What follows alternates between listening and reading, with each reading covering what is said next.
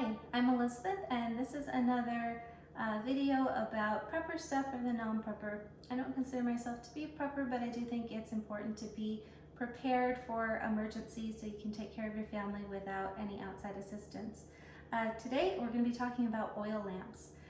Oil lamps are not something that I recommend being your first backup to your regular electricity. If you have a generator, that's great, but generators are expensive and you have to keep them maintained and everything. The first thing I recommend, obviously, is just flashlights and batteries. Then you can use candles and then oil lamps. The nice thing about oil lamps is that they put off a lot more light than a candle. And the amount of light that it gives off is dependent on the width of the wick. They usually come in 1/2 inch, 3/4 inch, or 7/8 of an inch. These two have the 3/4 inch wicks, so they're somewhere in the middle. This is an actual oil lamp. These cost $15 to $20. They're fairly inexpensive. They're also pretty fragile. This is thin glass. This part is the chimney, and then the burner, and then the font, which is just what holds the oil. This one is a lantern. This is the most common brand. It's a German brand. I think it's pronounced Dietz. I might not be pronouncing that correctly. I'm sorry if I'm not. But this is a very sturdy lantern. It can hang. It also has a big bail here. You can pick it up and hang it. This is what a lot of people think about when they think like oil lantern. They're both pretty easy to use, and they put off a lot of light. Before we light them, I am going to show you the different lamp oils. So there's 3 options for fuel to put in your oil lamp. The first one is, this is a paraffin lamp oil. It literally just says, lamp oil on it. And these are a couple different brands. This Firefly one is my favorite one. I do want to say that this is not a sponsored video. These are just things that I have on hand. I'm not trying to sell you any of these products or anything like that. This is Lamplight brand. This is from the craft store. This one I order online. This one will cost you about $24 a gallon. This one is marked as being $18, but I used one of those 40% off coupons for this one, so it costs more like $11. Both of them work equally well. They last equally long. This one I think has a little less odor to it, so that's the one I prefer. You can also use citronella oil if you're using this outside. You'd probably use a lantern outside more than an oil lamp. And the citronella oil will repel mosquitoes and some other bugs. Your last option is kerosene. And I said, I was talking in my other video, the one about lighting options in the event the power goes out. And I said, I really didn't recommend kerosene. I've done some more research prior to doing this video, and I've learned more about kerosene. I still don't recommend regular kerosene. It's flammable, it has fumes, it's smoky. It's not the best thing for lamp oil, but they do sell some kerosene that's considered clean kerosene, and the brand is Clean Heat. It has the advantage of being about 50% of the cost of regular lamp oil. You don't want to store it inside your home though. It's somewhere in between. It's like a paint thinner, and it's somewhere in between the lamp oil and gasoline. It's not as volatile as gasoline, but you still need to be very careful with it. If you're renting a house, like we're a military family, and we are renters, so our rental agreement says that we can't store things like that in our house or our garage.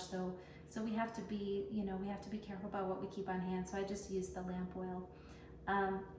I have other oil lamps. I have several of these. We're a family of 11. We have 9 kids. So these aren't something that I use commonly, and you have to be right there. I always have a fire extinguisher out. I have one right underneath the sink behind me in case there's a problem. If they tip over, they can cause a fire pretty quickly, and one that spreads quickly. So do not ever throw water on an oil fire like that. It will cause it to spread. And have a fire extinguisher handy before you use one of these. So getting to using the lamp itself, we'll use this one. If you look at it, this one's actually crooked. I like to think it has character. It's a little, it was just when the glass was made, it came out a little wonky, which is okay. So the parts of it, you have the chimney, the burner, and the font, like I said.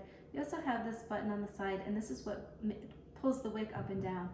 Before you use it, I filled these oil lamps about an hour and a half ago. You need to give them at least 45 minutes to an hour for the oil to wick up the wick. You know, it kind of crawls up the wick and it soaks it. If you light it before that wick is completely soaked with the oil, you're going to be burning the wick. Once you've already burned them, you do need to trim the wick. And I've already trimmed these down so they're just squared off and clean. Any charred bits of the wick are removed. I'm going to use this to bring the wick up. You can tell the wick is saturated. And you're going to give it, you know, between 1/4 and 1/2 inch. The higher up you bring the wick, the more light you'll get from the lamp, but the faster you'll burn through both the oil and the wick. If you do plan to use these for emergencies, I recommend getting some extra wick. You can buy it in rolls. It's pretty inexpensive. So we're going to carefully remove the chimney and set it aside. You can use any kind of lighter or match or anything. I prefer the ones that are longer just because I don't have to worry about my fingers being right next to it. We're going to light this, and I think that's lit. There you go. And then once it's lit, we'll put the chimney back on. You'll know that the flame is too high. This one's a little big, so we'll take it down a bit. If your chimney starts getting a lot of residue inside of it, this burns. We're going to bring it down a little bit further. That's about where I would keep it if we were using it, if the power was out and we were using it. So, and you'll get hours out of this oil. You know, it doesn't burn down that quickly. We'll move on to the lantern. The lantern's a little more involved. This is a twist off. This is where you put, I think I cinched it down a little too much, I can't get it. This is where you add the oil. And something to note when you add the oil, you only want to fill it about 80% full. You don't fill it all the way because if you get some oil spilling over the top, that could be dangerous. And then you also won't know if your lamp's leaking or not. So with this one, I'm trying to do this backwards. It's usually facing me, but I'm trying to do it backwards so you can see. You're going to pull this lever down and it will raise the chimney up on this one. And then again, we're just going to turn our wick up. And this one is not the easiest one to light. If someone knows like an easier way to light this, please tell me because I don't know it. Fireplace matches do work better for this one, I will tell you. There we go. Okay, that wasn't too bad. And again, we're gonna let the flame kind of build up a little bit before we lower the wick. And then we're going to lower the chimney. And it'll still get air. There's air holes all underneath here and there's air holes up in the top here. It has a little notch. So you need to pull this over before you lower it. And just lower it gently because, you know, it's fragile. And I will tell you, this is giving off a fair amount of heat. This one is as well. So this is something that you could use. Like right now, we're stationed in Canada and it's pretty cold here. It's January. And if the power went out, the house was cold, we could all warm our hands on a few of these. So they have that benefit as well over flashlights. You can warm your hands. But of course, in the summer, that's a negative if your air conditioning isn't working. So I think that's about all I have to tell you about them. So we'll put them out. All you have to do is lower the wick to put it out. That's it. This one's a little easier to see. Put that down and bringing the wick back up. I'll bring it way up. You can see how the top of this wick is charred now.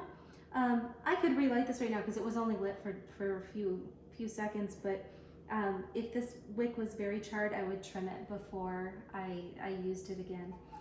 If you're storing these, you can't store them with the oil in them. Just be sure to keep them upright because this is not, you know, these are not like sealed. It'll come out where the wick is if you were to tip this. So I'd like to thank you for watching this video, and I'll see you again.